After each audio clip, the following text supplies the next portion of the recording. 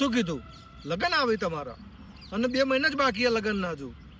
અને આ સાઈડ વાળો બેનિફિટ ઓછો નહીં થતો, આ ભાગ ને આ ભાગ. તો હું તમને એક્સરસાઇઝ બતાવું, એ એક્સરસાઇઝ કરો તો થઈ જાય અને તમારા કપડો બી તમને ફિટ થઈ જાય.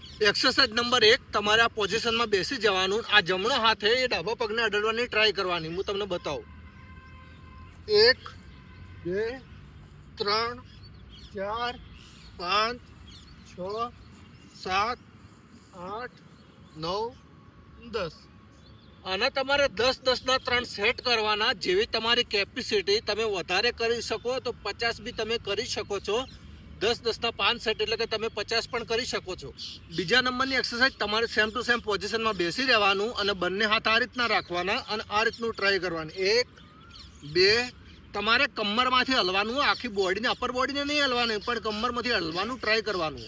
1 2 3 4 5 6 7 8 9 10.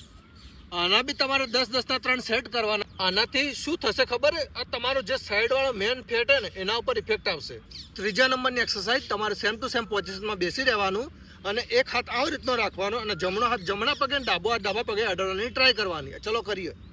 1 2 3 4 5 6 7 8 9 10.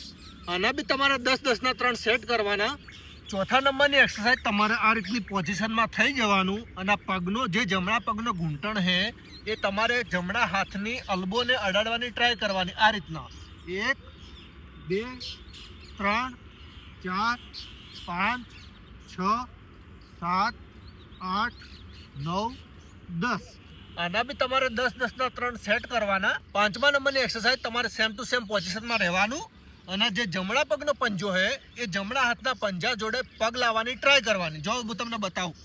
1 2 3 4 5 6 7 8 9 10. આના બી તમારે 10-10 ના 3 સેટ કરવાના.